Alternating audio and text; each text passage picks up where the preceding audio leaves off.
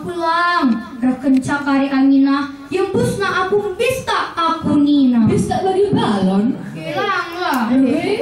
Bista aku jo. Bista aku Nina dai mek. Maka idahina ka mo angin dai. Nina, oh angin, git kam jadi nandaiku Nina. Ngalawi ka angin Nina, aku lang Nina. Rekenca kari delengah, kita bang na aku Nina. Maka dahina ka deleng dai. Nina ka, oh deleng, git kam jadi nandaiku Nina. Aku lang Nina. Maka lungai dahina menci Nina. Oh menci, git kam jadi nandaiku Nina. Aku lang Nina. Rekenca kari kucing biringah, ipan aku kerina anak-anak koe Nina. Lagi ya, lagi delik mindu teka-teki hindu bang. Oh, ini teka-tekiku. Adita hendu, lanjutkan cerita koe. Tapi Adila hendu, lah lanjutkan ya. Ada gaya adi teka-teki encel nu kah ngai. Encel. Boka ada gesi lai bas batang mah. Buah. Kena tak kena kai. Buaya. Buaya ke? Lang. Buaya ke le? Lah tak kena. Lang. Labas batang nah. So, berarti lanjutkan dulu ngai. Oh iya. Buah. Oh, buah patikala. Patikala asam. Lanjut lagi cerita buah. Makana, yung dahin ang sindai, lau siya mandahin nanday na sindai. Nina ngerana, nanday mangkap nanday Nina. Maka, si kelengi orang tua ta. Ula si bahian nambah. Bujur.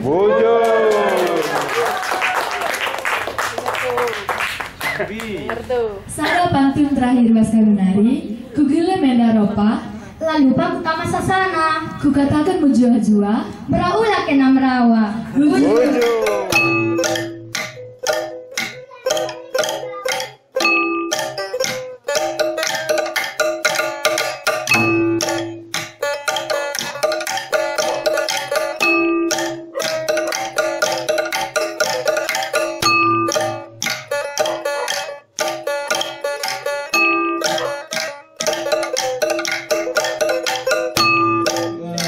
Terima kasih buat adik kami, dua-dua keren kali dek.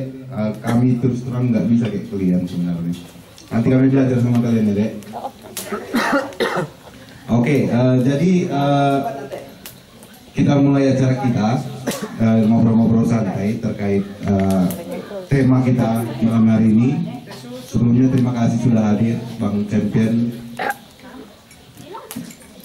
Kak Ana, Kak Solida, Bang Esogena, Bang Prima, ada kawan-kawan dari Medan juga, ada Bang Jere, Ginting. Terima kasih sudah hadir. Jadi diskusi kita malam hari ini sesuai dengan tema kita antara pekerja seni, penguasa dan pengusaha. Nah, ini yang menurut kami seringkali menjadi sistemasi dalam berproses. Sistem yang memang harus terjalin kerjasama antara ketiga ini, yang mungkin beberapa kali kadang nggak nyambung atau nggak sinkron, sehingga menghasilkan sesuatu karya yang akhirnya tidak menjadi sesuatu seperti itu. Nah, kenapa tema ini kami angkat? Karena antara pekerja seni sendiri dengan penguasa itu bolehlah kita sebut sebagai pemerintah mungkin, sering tidak ada sinkronisasi seperti itu. Tidak tahu sebenarnya menurut kami siapa yang bertanggung jawab atas apa seperti itu. Terkadang pekerjaan yang mereka lakukan adalah pekerjaan yang kita lakukan adalah mungkin bagian dari pekerjaan mereka begitu. Tapi ketika kita ingin melakukan sesuatu, justru mereka menganggap itu sebagai pekerjaan kami selaku pekerja seni seperti itu. Nah, berikut juga dengan pengusaha, pemilik modal. Ketika memang dalam setiap karya itu butuh pendanaan. Tentunya dalam pendanaan ada namanya investasi dalam bentuk uang mungkin dari pengusaha seperti itu. Hanya terkadang bisnismen memang punya karakter dari lahir mungkin yang prima ya. Karakter dari lahir itu taunya cuma untung gitu mungkin. Atau ketika memang dia sudah memberikan uangnya, dia sudah mempunyai hak atas karya dari seniman tersebut gitu. Itu yang coba kita cari, kita gali ataupun kita diskusikan malam hari ini. Jadi semua di sini sebenarnya narasumber. Kita bisa memberikan pemikiran kita masing-masing terkait diskusi kita ini. Selanjutnya mungkin ditambahi dulu lah sama Bang Simpe sebelum lanjut kita ke topik yang lebih berat lagi. Silakan Bang Simpe.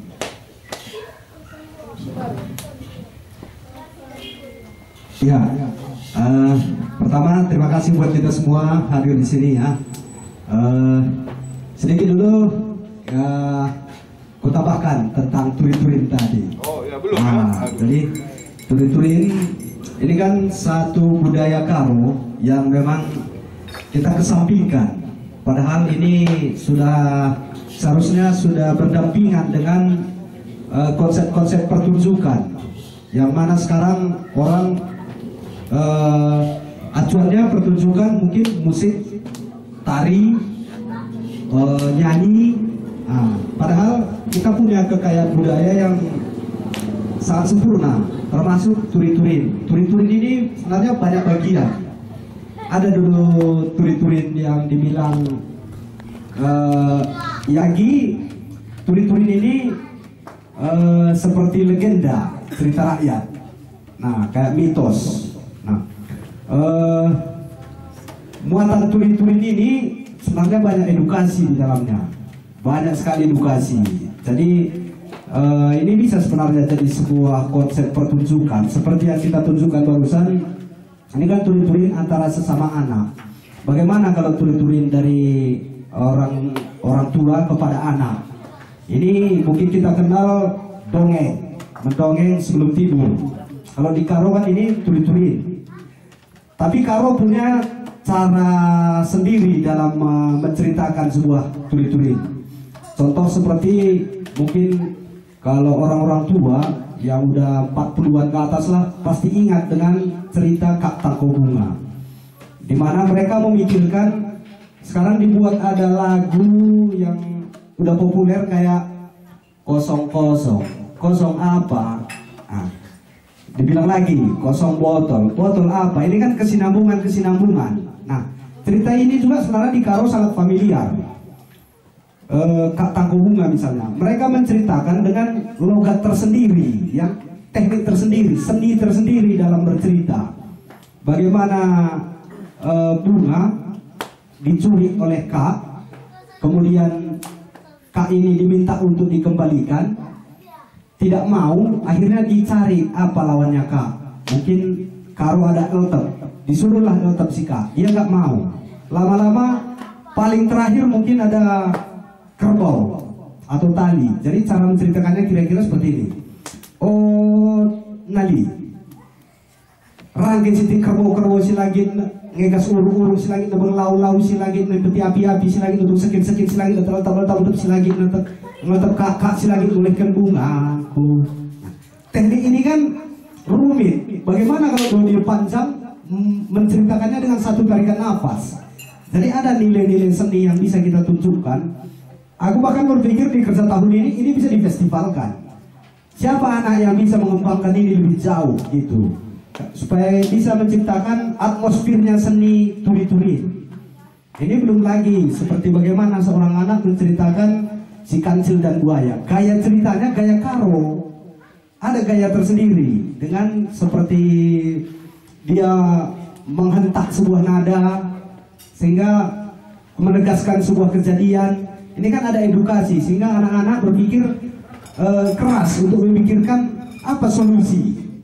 Dari situ kan sebenarnya udah memberikan edukasi bagaimana anak-anak itu berkembang wawasannya dalam memecahkan sebuah masalah. Nah, itulah turin-turin. Jadi ada lagi turin-turin yang dinyanyikan. Itu yang biasa kita dengar, kayak ada orang menikah, dipanggil perkolong-kolong, kemudian dia menyanyi di situ dengan menceritakan kehidupan pengantin itu juga namanya turi-turi. Nah, jadi ini udah banyak kali dikesampingkan, bahkan dianggap ini bukan sebuah event seni. Jadi itulah tentang sebuah turi-turi ya. Mereka menganggap yang kita kerjakan itu adalah pekerjaan kita, bukan sebagai bagian dari membantu mereka. Aku ada beberapa kali artinya mau menyambungkan program kerja dengan pemerintah, tapi mereka menganggap kita malah komersial di sana. Ibaratnya kita bangun komunitas, kemudian kita cari anggota, peserta, tarilah aku bilang, kita latih. Sekitar 3 atau 4 bulan kita tamatkan mereka untuk bisa menari satu tarian. Yang familiar di Karo tari 5 serangkai contohnya. 3 atau 4 bulan baru tamat mereka. Nah, proses ini 3-4 bulan ini kita swadaya. Kita keluarkan biaya, pikiran, waktu, tenaga, kita keluarkan semua untuk bisa menghasilkan tari 5 serangkai. Begitu jadi, nah, datang pemerintah. Bisa kalian menari di sana? Bisa. Berapa biayanya? Kita kasih tahu misalnya. Kita hitung-hitung aja per orangnya. Penampilan 500.000 satu orang. 300.000, 10 orang, 3 juta. Wah, mahal kali. Itu pula yang mereka kasih tahu. Sementara 300.000 per orang, kalau dihitung dari 3 bulan itu udah berapa coba? Nggak sebanding sama sekali. Dia bilang mahal kali. Nah, ini kadang-kadang yang kecuali kalau bisa mereka bina, mereka kasih fasilitas, mereka kasih anggaran, bisa saja kita pertunjukan gratis kan? Gratis. Difasilitasi, ini musik kalian, ini fasilitas kalian, ini pakaian kalian, ini makeup kalian. Udah, kalian berlatih. Ini transport kalian, ini puding lah. Bagi yang menari ini kan harus dikasih puding. Kukira begitu mereka panggil, kita nggak berani menolak untuk gratis, karena udah difasilitasi. Ini enggak, kalian mahal kali, jangan cari duit lah katanya sama kita.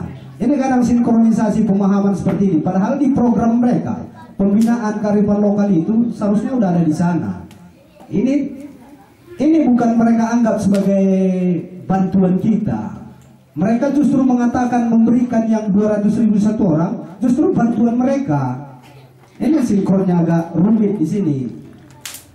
Malah kita nggak pernah dikasih tahu bagaimana kita menceritakan sebuah proses ini supaya mereka paham. Nah, kemudian pekerja seni. Pekerja seni ini kalau dari kacamata saya sendiri, ini sudah terbagi ke banyak bagian sekali. Ada yang memang benar-benar berkarya, ada yang memang benar-benar komersil. Kejar aja. Nah, yang berkarya ini biasanya idealis terhadap kearifan lokal. Dasar-dasar budaya itu nggak berani mereka menghilangkan, karena mereka akan menghasilkan sebuah karya. Tapi yang namanya komersil, ini nggak peduli mau hancur apa segala macam, yang penting dapat duit.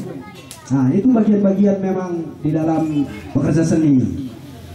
Jadi ya bagaimana nih kita bisa kasih tahu ke publik supaya pekerja seni, penguasa, pengusaha ini bisa sinkron, bisa saling kerjasama. Si pemilik modal, kalau istilah sekarang ada CSR ya. Nah, bagaimana CSR ini kemana? Karena beberapa perusahaan aku lihat CSR-nya ada CSR-nya. Cuma mereka membuat yayasan sendiri. Yayasan sendiri, CSR-nya dikirim ke yayasannya sendiri juga. Jadi nggak ada perputaran. Jadi itulah kita butuh masukan-masukan dari semua teman-teman. Inilah yang harus kita bahas. Bagaimana kita tadi berani menyalahkan si pemerintah. Nah, pemerintah udah pasti menyalahkan pekerja seni. Nah, kita berani menyalahkan pengusaha juga akan menyalahkan pemerintah dan pekerja seni. Jadi kalau kita saling menyalahkannya, mentok terus. Itulah kita cari solusi, masukan walaupun sekedar cakap cabur, minimal bisa bermanfaat dan bisa kita kembangkan wawasan bersama. Terima kasih. Iya.